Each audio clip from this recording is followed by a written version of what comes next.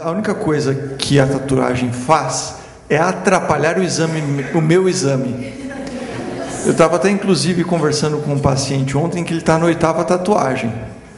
Aí eu estava brincando com ele, falando: olha, você está me atrapalhando, para de fazer tatuagem, porque a tatuagem é uma interface entre os meus olhos e o que está acontecendo na pele dele.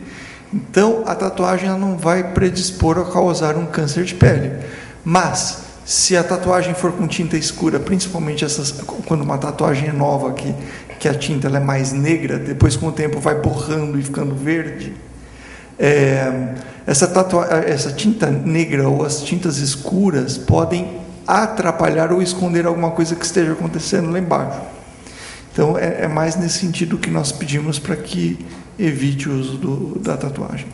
Não só do nosso exame, mas eventualmente numa biópsia, a tatuagem ela causa uma alteração, desloca algumas células.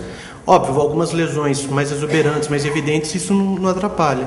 Mas numa lesão incipiente, até para o patologista que vai interpretar isso na biópsia, pode atrapalhar também.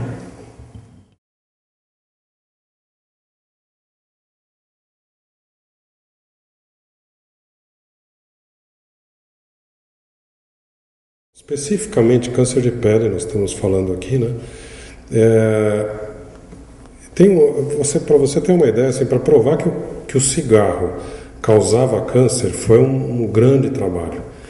Precisou se pegar mais de 10 mil pacientes, seguir por anos, para provar que o cigarro, que é uma coisa evidente, tinha uma importância realmente no câncer de pulmão.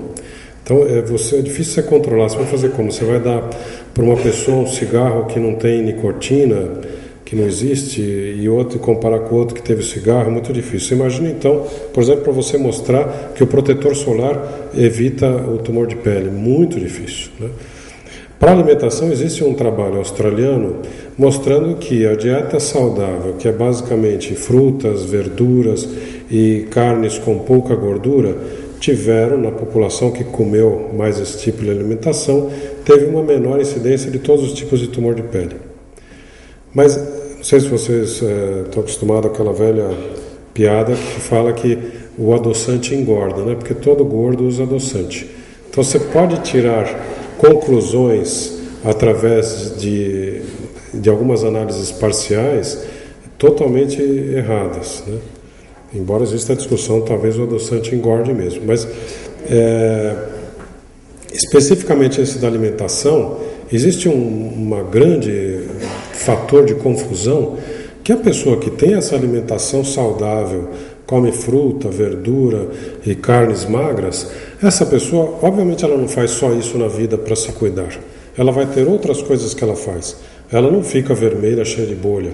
Ela vai na praia, toma um pouquinho de sol, depois vai para baixo. Então, hábitos saudáveis devem estar acoplados. Então, provavelmente, essa população, a gente não sabe se é alimentação ou se é simplesmente que são pessoas que se cuidam, pessoas que têm hábitos mais saudáveis.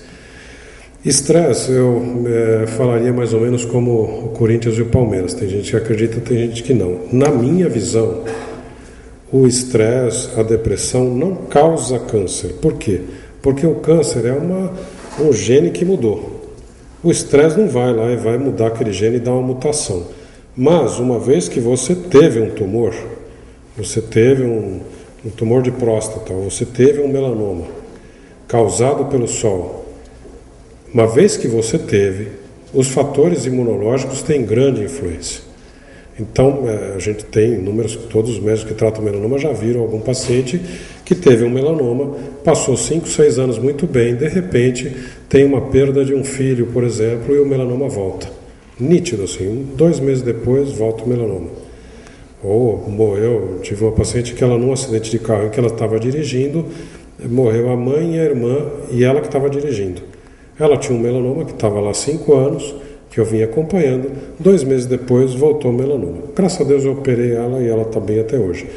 Isso já faz mais de 5 anos. Mas eu acredito sim que a depressão principalmente, não o estresse, porque estresse, quem vive em São Paulo todo mundo tem, quem também trabalhava na roça e não chovia e não dava produção também, tinha estresse.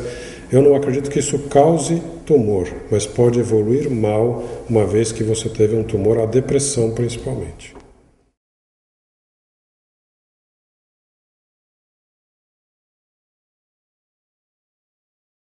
aquela profundidade que eu falei do melanoma, aquilo é o mais importante para você poder dizer a probabilidade de voltar. Então tem dois problemas quem teve um melanoma: ter um outro melanoma, como o senhor falou, ou aquele melanoma que teve espalhar e ir para o fígado, para o cérebro e para o pulmão, né? São dois problemas diferentes. Quem teve um melanoma, como eu falei, tem uma probabilidade maior sim de desenvolver um novo melanoma, e ele precisa ser seguido sempre. Não tem nenhum paciente que eu me lembre até hoje que a gente deu alta de melanoma. A gente vai seguindo depois de 5 anos, uma vez por ano, mas uma vez por ano ele sempre passa com a gente para a gente ver alguma pinta que mudou.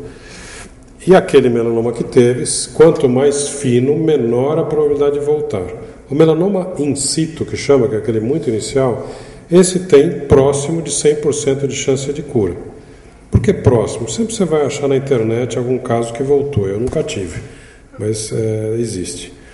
Agora, se ele for extirpado completamente com uma margem adequada, essa probabilidade é praticamente inexistente. Cada vez que ele vai afundando, o melanoma, quando ele já tem 0,1 milímetros de profundidade, ele já não é in situ, ele já está afundando. Se ele tem 4 milímetros, a probabilidade de ele voltar é grande. Grande ao redor de 50% de chance de voltar, de espalhar pelo corpo. Se ele é fininho, com menos de 1 milímetro, ele tem uma chance de menos de 10% de voltar. Então é uma boa probabilidade de cura, mas é infelizmente só o tempo que vai dizer. O melanoma não tem como tem na próstata, um PSA para acompanhar, é realmente exame físico e alguns exames como raio-x e ultrassom para acompanhar.